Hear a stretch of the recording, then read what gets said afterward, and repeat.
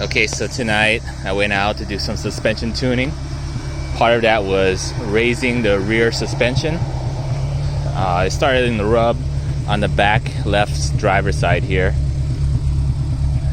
Added some preload and then had to fine tune the height, because once you add preload, that sort of raises the car a little bit. Took out the measuring tape just to compare it to the other side. Car seems to be handling really good. Part of the other reason why it did rub, no fault to the wheel designs, because they put a lot of work to make sure it fit into the S2000. It's my own doing. I wanted to be a little bit more aggressive, so I put 3mm spacers, 3mm rear spacers, just to make it come out flush a little bit more. Those spacers worked fine for my two other sets of wheels, but these wheels, the people that manufactured them, they put in a lot of research to make sure that it would fit the S2000, and it does fit. It fits as long as you have a roll, and it fits the way it is. It didn't fit when I put that 3mm spacer on there and ran the car really low. So I've got the car set up pretty good now.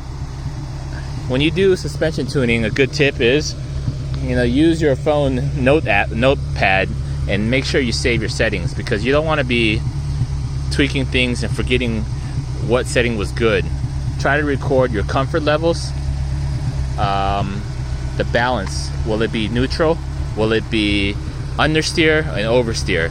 So what I did first was I went full max just to make sure it would not rub, and then I was like, I need to get a soft setting for the street. So that setup, I did a -15 on the front, full max on the back, and that felt really good. It kind of reminded me of using the 370Z Nismo package. And then I was like, okay, I want to try another one just in case I could find a better setup.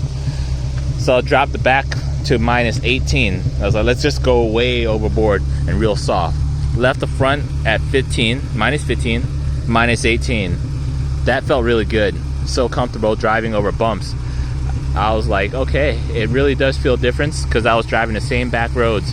Found some roundabouts, and in these roundabouts, the car had a tendency to be neutral to almost pushing around the corners.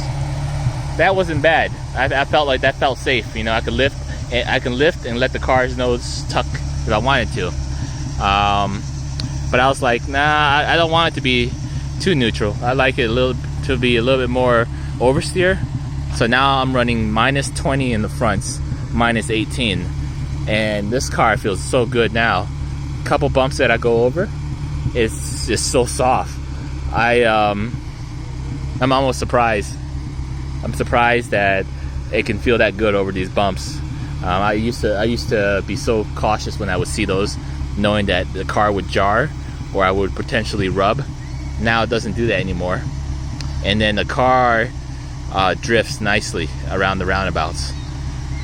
The backs, the fronts are up higher, just the left side because I had to raise it, and the back side, I measure it. I'm not sure if I'm gonna make it fully equal, because what I measure it from is the distance from here, this line here, all the way down to the ground, and this side's up by 1/4 of an inch, just a little bit. And I thought maybe that might make up for the fact that you got a driver sitting here, 200 pounds, and that might balance everything out. Who knows? I'll sleep on it. I may come back and try to make it match equally. But so far, car is driving pretty good, and the key thing is the 3mm spacers. These Titan7 wheels fit pretty good. Well, as long as you have a decent fender roll. So let's take a look shot from the front.